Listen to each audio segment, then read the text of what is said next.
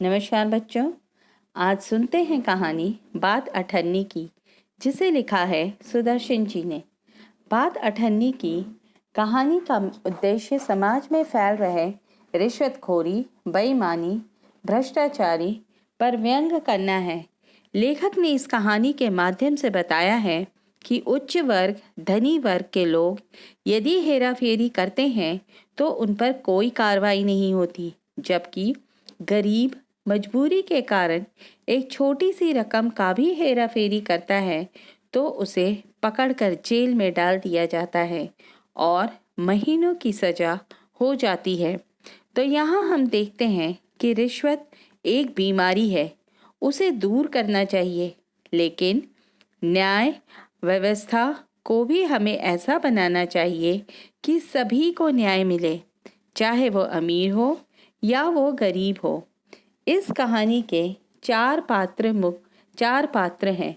मुख्य पात्र रसीला है, जो एक नौकर है।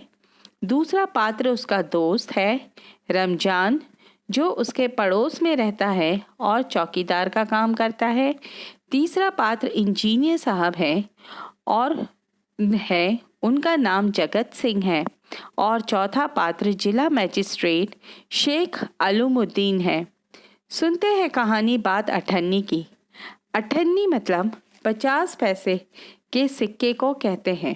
तो आइए सुनते हैं कहानी बात अठन्नी की।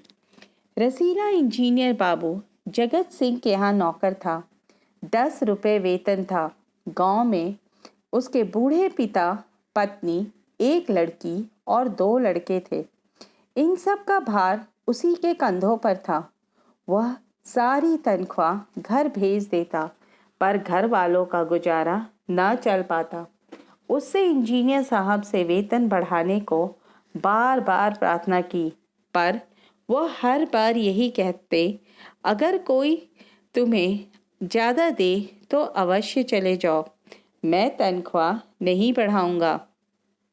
वह सोचता, यहाँ इतने सालों से हूँ, अमीर लोग नौकरों पर विश्वास नहीं करते, पर मुझ पर यहाँ के सभी लोग किसी ने संदेह नहीं किया। यहाँ से जाऊं तो शायद कोई 11-12 दे दे, पर ऐसा आदर ना मिलेगा। जिला मजिस्ट्रेट शेख सलीमुद्दीन इंजीनियर बाबू के पड़ोस में रहते थे। उनके चौकीदार मियाँ रमज़ान और रसीला में बहुत मैत्री थी। दोनों घंटों साथ बैठते, बातें करते। शेख साहब फलों के शौकीन थे। रमज़ान रसीला को फल देता। इंजीनियर साहब को मिठाई का शौक था। रसीला रमज़ान को मिठाई देता। एक दिन रमज़ान ने रसीला को उदास देखकर कारण पूछा। पहले तो रसीला छिपता रहा, फिर रमज़ान ने कहा, कोई बात नहीं है तो खाओ सौगंध। रसीला ने रमज़ान का हट देखा तो आंखें भर आई। बोला, घर से खत आया है, बच्चे बीमार हैं और रुपया नहीं है, तो मालिक से पेशगी मांग लो। कहते हैं 1 पैसा भी न दूंगा। रमज़ान ने ठंडी सांस भरी। उसने रसीले को ठहरने का संकेत किया और आप कोठरी में चला गया। थोड़ी देर के बाद उसने कुछ पैसे रसीले की हथेली पर रख दिए।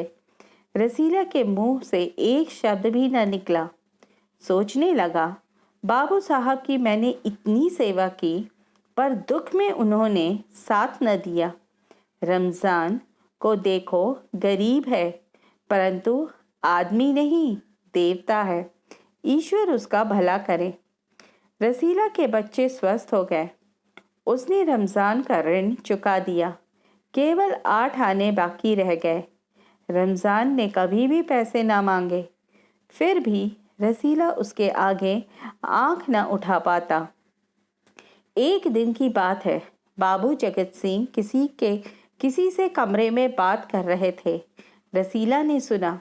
इंजीनियर बाबू कह रहे थे, बस 500, इतनी सी रकम देकर आप मेरा अपमान कर रहे हैं। हजूर मान जाइए, आप समझें, आपने मेरा काम मुफ्त किया है। रसीला समझ गया कि भीतर रिश्वत ली जा रही है। उसने सोचा, रुपया कमाने का यह कितना आसान तरीका है। मैं सारा दिन मजदूरी करता हूँ, तब महीने भर बाद 10 रुपये हाथ आते हैं। वह बाहर आया और रमज़ान को सारी बात सुना दी। रमज़ान बोला, बस इतनी सी बात? हमारे शेख साहब तो उनके भी गुरु हैं। आज भी एक शिकार फंसा है, 1000 से कम तय न होगा। भैया, गुनाह का फल मिलेगा या नहीं ये तो भगवान ही जाने, पर ऐसे ही कमाई से कोठियों में रहते हैं और एक हम हैं कि परिश्रम करने पर भी हाथ में कुछ नहीं आता। रसीला सोचता रहा, मेरे हाथ में सैकड़ों रुपए निकल गए, पर धर्म न बिगड़ा। एक एक आना भी उड़ाता तो काफ़ी रकम जुड़ जाती। इतने में इंजीनियर साहब ने उसे आवाज़ लगाई। रसीला दौड़कर 5 रुपए की मिठाई ले आ। रसीला ने 4.5 रुपए की मिठाई खरीदी और रमज़ान को अठन्नी लौटाकर समझा कि कर्ज उतर गया। बाबू जगत सिंह ने मिठाई देखी तो चौंक उठे। यह मिठाई 5 रुपए की है? हुजूर 5 की ही है। रसीला का रंग उड़ गया। बाबू जगत सिंह समझ गए। उन्होंने रसीला से फिर पूछा। रसीला ने फिर वही दोहराया। उन्होंने रसीला के मुंह पर एक तमाचा मारा और कहा, चल मेरे साथ जहाँ से लाया है। हुजूर, झूठ कहूँ तो रसीला ने अभी अपनी बात पूरी भी न की थी कि इंजीनियर बाबू चिल्लाए, अभी सच और झूठ का पता चल जाएगा। अब सारी बात हलवाई के सामने ही कहना। अब कोई रास्ता न बचा था। वह बोला, माई बाप, गलती हो गई, इस बार माफ़ कर दे। इंजीनियर साहब की आंखों से आग बरसने लगे। उन्होंने निर्दयता से रसीलों को खूब पीटा, फिर घसीटते हुए पुलिस थाने ले गए। सिपाही के हाथ में 5 का नोट रखते हुए बोले, मनवा लेना, लातों के भूत बातों से नहीं मानते। दूसरे दिन मुकदमा शेख सलीमुद्दीन की कचहरी में पेश हुआ। रसीला ने तुरंत अपना अपराध स्वीकार कर लिया। उसने कोई बहाना न बनाया। चाहता तो कह सकता था कि वो साजिश है, मैं नौकरी नहीं करना चाहता, इसीलिए हलवाई से मिलकर मुझे फंसा रहे हैं। पर एक और अपराध करने का साहस वह न जुटा पाया। उसकी आंखें खुल गई थी। हाथ जोड़कर बोला, हुजूर, मेरा पहला अपराध है, इस बार माफ़ कर दीजिए, फिर गलती ना होगी। शेख साहब न्यायप्रिय आदमी थे।